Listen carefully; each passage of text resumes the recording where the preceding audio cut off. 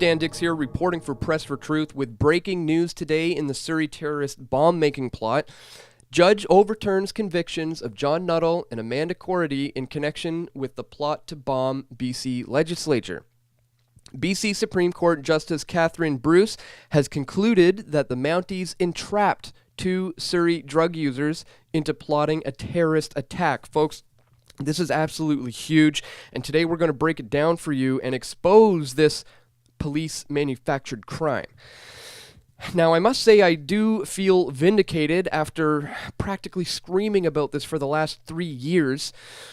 We tried to warn you the day after it happened in this video here, Canada Day bombing foiled plot or CSIS setup. And even in the lead up to this event, we warned what was coming from the intelligence communities based on our expose of other fake terrorist plots that we've exposed. Canadian terror plot exposed as RCMP setup, CSIS and the RCMP complicit in manufacturing terrorism, and just on and on. Conditioning Canadians for the war on terror. And I'll include links to all of these in the description so that you guys can verify everything that I'm saying for yourself. But it is clear as day now that the Canadian government acts as a terrorist organization through the police and the intelligence communities, and therefore we as taxpayers are supporting true terrorism. Now, the BC Supreme Court ruled that the RCMP's 5-month undercover operation involving 240 officers who billed $900,000 in overtime alone was entrapment. Folks, this is your tax dollars funding terrorism. That's who was creating this plot. The Canadian government through the police and the intelligence communities. This was a clear case of police-manufactured crime, Bruce wrote in her ruling. The world has enough terrorists. We do not need the police to create more out of marginalized people. And it wasn't just the material supplies of cash and cigarettes and groceries, cars, hotels, cell phones, all the logistical supplies that they needed, and the inert bomb itself. But one of the undercover agents was acting as a mentor to Nuttall. But even more than that, Nuttall kept having reservations about the plan.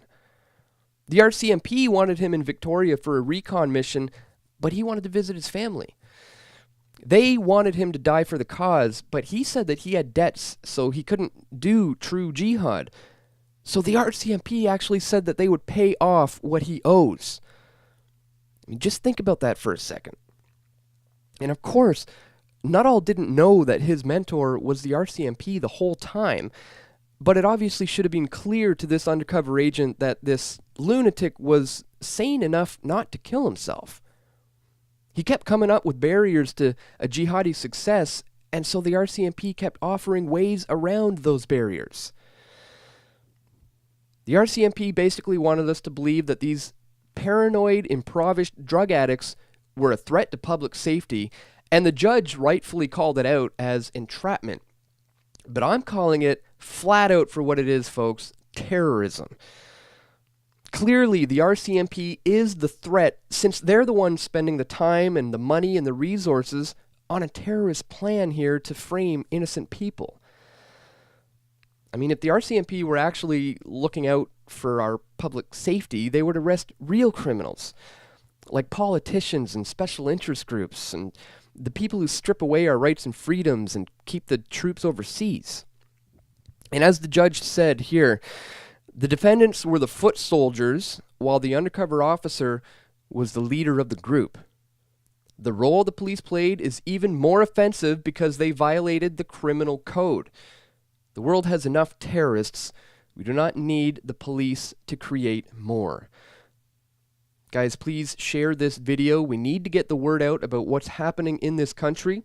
We have to continue to expose the fact that our government is acting as a terrorist cell intent on causing mayhem and harm, and we, the Canadian people, are the ones who are paying for it. So stop giving in to this system and start supporting real journalism, real independent media, because you're not getting this information from the mainstream media, and we've been trying to tell you about this for years. And we need your help and support to be able to continue to put out this information. You can join us here as a PFD patron and help us get the word out, guys, before it's too late. Don't forget to subscribe. Stay tuned for more video reports coming soon. This is Dan Dix reporting for pressfortruth.ca.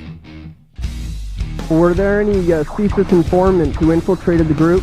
Once again, I have no comment on the evidence. Can you tell us why the FBI and the Department of Homeland Security are involved? I can't comment on that, and frankly, I don't know. So he could not comment on whether or not during the monitoring process the suspects was contacted or not, or whether or not they were set up by a CSIS informant.